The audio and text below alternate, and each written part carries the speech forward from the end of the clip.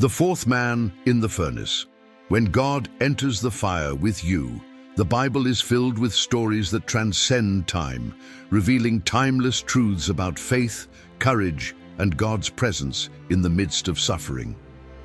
One of the most powerful narratives in the Old Testament is that of the 3 Hebrew youths thrown into the fiery furnace. This is not just an isolated miracle, but a profound revelation about who God is, how He works, and how we should respond to the pressures of the world. This episode from the book of Daniel chapter 3 is much more than a history lesson. It is a call to unwavering faithfulness, even when everything seems to be against us. In the 6th century BC, Babylon was the center of a vast and fearsome empire. Under the rule of Nebuchadnezzar II, the city not only dominated politically, but also imposed its worldview and religiosity on the conquered peoples. Jerusalem had been destroyed, the temple looted, and many Jews taken into exile. Among them were Daniel, Shadrach, Meshach, and Abednego.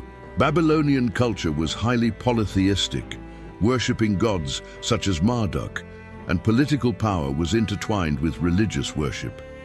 In this environment, the king ordered the construction of a huge golden statue, before which everyone was expected to prostrate themselves in worship.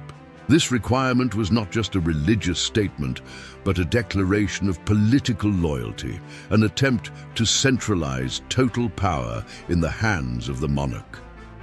For the exiled Jews, however, it represented a direct violation of the first commandment. You shall have no other gods before me. The statue, about 90 feet tall, became the symbol of human pride and the attempt to deify earthly power. The king's decree made it clear, anyone who did not bow down would be thrown into a fiery furnace. The public ceremony brought together the empire's authorities, and any deviation would be interpreted as rebellion. Shadrach, Meshach, and Abednego refused to bow down. Their decision was not an act of civil rebellion, but a non-negotiable spiritual stance. They knew the risk they were taking, but they were willing to lose everything to remain faithful to God. This kind of courage reveals the essence of a faith that is not conditioned by comfort or social approval. They understood that compromising their faithfulness, even if it was for self-preservation, would be a betrayal of the God they served. At that moment, the pressure was enormous. The entire social, political, and religious structure demanded conformity. Everyone present knelt, and only 3 figures remained standing. It was impossible to ignore their resistance. They became the center of attention, but also of condemnation. The atmosphere was one of total intolerance. Either you fit into the system, or you were eliminated. This reality brings us to contemporary dilemmas, where Christians often face subtle or explicit pressures to deny biblical values and adapt to prevailing cultural norms. The 3 young men teach us that spiritual integrity requires a firmness that goes beyond convenience. They chose to obey God, even when it meant going against the majority, even when the cost was their own lives. Their response to the king after being denounced is one of the greatest testimonies of faith recorded in the Bible. Confronted by Nebuchadnezzar, who offers them one last chance to avoid death, the young men say, "Our God can deliver us, but even if not, we will not serve your gods." This statement expresses a non-utilitarian faith which does not serve God expecting rewards, but loves Him for who He is. This faith is ready to suffer, to die, but not to compromise principles. The king, overcome with fury, orders the furnace to be heated 7 times hotter, as if his wrath could ensure that justice would be done. However, what was about to happen would transform not only the fate of these young men, but the king's own heart. The fiery furnace, in its brutality, represents much more than an instrument of punishment. It symbolizes the trials of life that test character and faith. The soldiers who threw the young men into the flames died from the extreme heat, demonstrating that the furnace was not a symbolic threat, but a real sentence. The three were tied up and thrown into the fire without any human defense. But it is at this moment that the miracle happens. The flames, instead of consuming them, free them from their bonds. They begin to walk freely inside the furnace, without screams, without pain, without despair. The image is powerful. That which was done to destroy them becomes the stage where the glory of God will be revealed. Nebuchadnezzar, observing the scene, is astonished. Were there not 3 men whom we threw tied into the fire? I see 4 men loose walking in the fire, and the 4th is like a son of the gods. This mysterious appearance of the 4th man is for Christians a theophany, a pre-incarnate manifestation of Christ. It is Christ present before the cross, before Bethlehem, walking with his own in the midst of suffering. This revelation is both theological and pastoral. God is not just a distant spectator, but an intimate companion in the most difficult hours. He does not prevent the furnace, but enters it with us. The heat of the fire becomes the place where the invisible becomes visible, where the divine presence is undeniable. The miracle is complete when the young men emerge from the furnace unharmed. Not a single hair is burned, not a single part of their clothing is damaged, not even a smell of smoke. This deliverance is not just a supernatural intervention, but a declaration of who God is.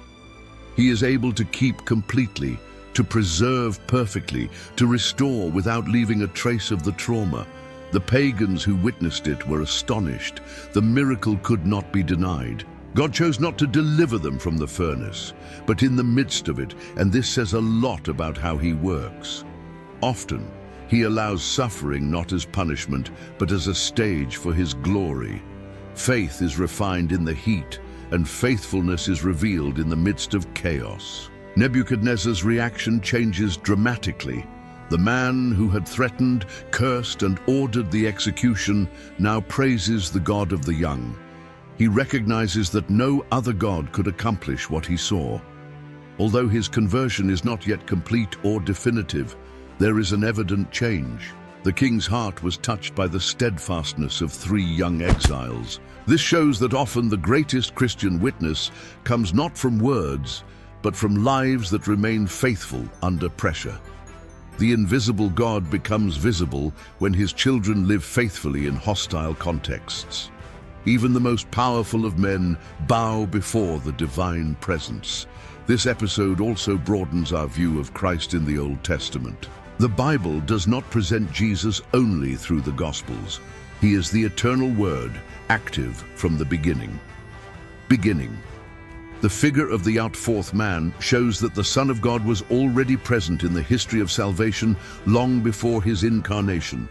He appears as protector, intercessor, and redeemer. This theological understanding enriches our faith and shows us the continuity of the divine plan. From Genesis to Revelation, Jesus is the center, the mediator, God with us. His presence in the furnace is a powerful confirmation that he never leaves his own alone. Finally, the statement of the young men before the furnace summarizes the essence of true faith. Even if God does not deliver us. This phrase reveals a rare spiritual maturity. They were not serving God for guarantees of deliverance or reward. They served him because they knew him, trusted him, and knew that he was worthy of their faithfulness, regardless of the outcome. This faith is the same that sustained martyrs throughout history, that strengthens the persecuted, that consoles those who suffer. It is the faith that does not demand proof, but is based on the eternal truth of who God is.